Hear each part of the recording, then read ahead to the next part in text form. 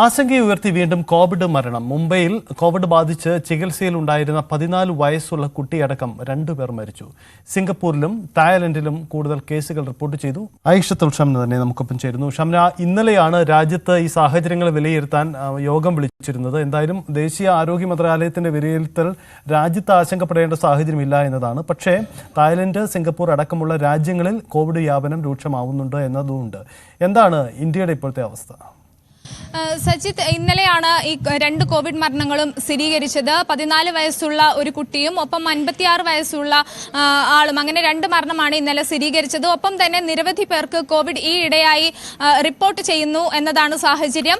എന്തായാലും ഈ 2 മരണങ്ങളും കോവിഡ് രൂക്ഷമായ സാഹചര്യത്തിൽ, അതായത് കോവിഡിന് പുറമെ മറ്റ് അസുഖങ്ങൾ കൂടി ഉണ്ടായിരുന്നു. 56കാരന് ക്യാൻസർ ഉണ്ടായിരുന്നു, മറ്റ് 14കാരിക്കും മറ്റ് അസുഖങ്ങൾ ഉണ്ടായിരുന്നു. ഇതേ തുടർന്നാണ് ഈ സാഹചര്യം, കോവിഡ് ബാധിച്ച് സാഹചര്യം വഷളായത് എന്നാണ് വിലയിരുത്തൽ.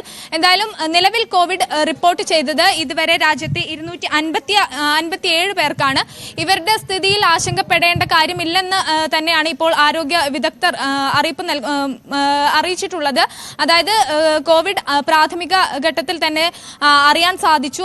അതിനുവേണ്ടിയുള്ള ചികിത്സകൾ നൽകുന്നുണ്ട്. മറ്റ് അസുഖങ്ങൾ ഇല്ലാത്തത് കൊണ്ട് തന്നെ ആശങ്കപ്പെടേണ്ട സാഹചര്യമില്ല എന്നാണ് അറിയിക്കുന്നതും. ഒപ്പം ഇന്ത്യയിലെ വലിയ ഒരു ജനസംഖ്യയുടെ കണക്കെടുക്കുമ്പോൾ അതിൽ ഈ 257 എന്ന കണക്ക് വളരെ ചെറുതാണ്. അതുകൊണ്ട് തന്നെ ആശങ്കപ്പെടേണ്ടതില്ല. പക്ഷേ നിലവിൽ മറ്റ് അസുഖങ്ങൾ ഉള്ളവർക്ക് അല്ലെങ്കിൽ പ്രതിരോധ ശേഷി കുറഞ്ഞവർക്ക് വളരെയധികം ജാഗ്രത പാലിക്കണമെന്നു കൂടിയുള്ള ഒരു നിർദ്ദേശം വരുന്നുണ്ട്. ഒപ്പം തന്നെ മറ്റ് രാജ്യങ്ങളിൽ കോവിഡ് വ്യാപനം കൂടുന്നു. ഈ ഇടയായി കൂടുതൽ കേസുകൾ റിപ്പോർട്ട് ചെയ്യുന്നു എന്നൊരു സ്ഥിതിയും കൂടിയുണ്ട്.